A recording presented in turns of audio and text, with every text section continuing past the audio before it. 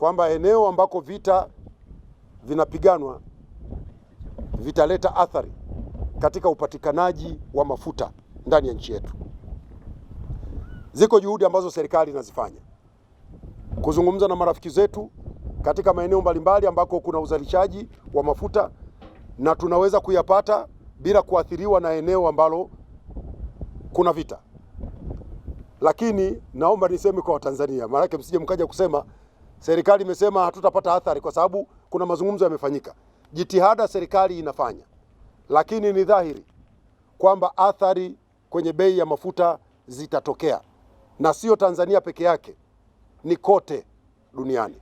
Na ndio maana nchi zote duniani zinatoa wito kwa mazungumzo ya amani kufanyika, njia za kidiplomasia kutumika, vita viishe. Sisi wa Tanzania tuwaombee ndugu zetu walioko kwenye maeneo yenye mzozo.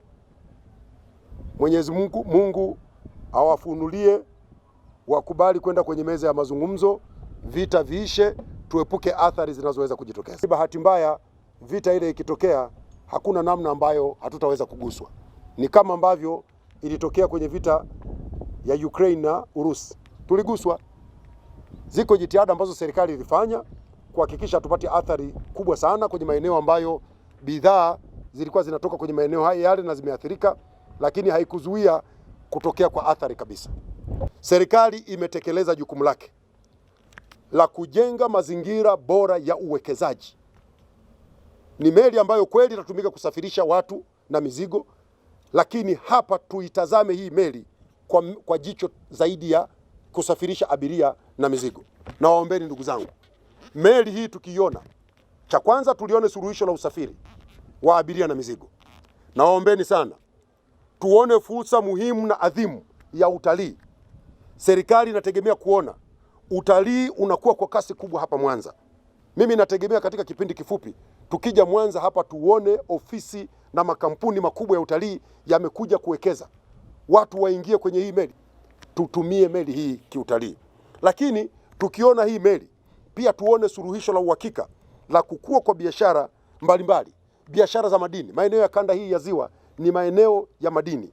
Biashara za mazao, ndugu zangu wa kanda ya Ziwa ni wazalishaji wa mazao, pamba, mazao ya mifugo, nyama, samaki, maziwa.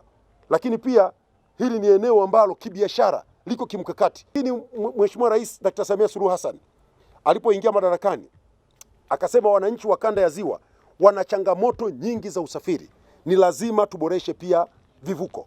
Vivuko karibu vyote vya ziwa hili, Ziwa Victoria, vimefanyiwa ukarabati mkubwa na vinawezesha wananchi kufanya safari kutoka sehemu moja kwenda sehemu nyingine. Lakini hiyo ni moja.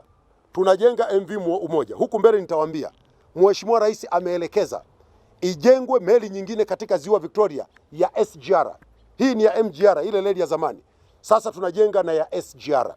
Lengo letu ni kwamba mizigo yetu itakayokuwa inasafirishwa kwa SGR ikitoka Dar es Salaam inaingia moja kwa moja kwenye hiyo meli na inakwenda moja kwa moja kwenye masoko mbalimbali. Iwe ni Port Bell, iwe ni Kisumu, iwe ni kwingine kokote ambako tutahitaji iende.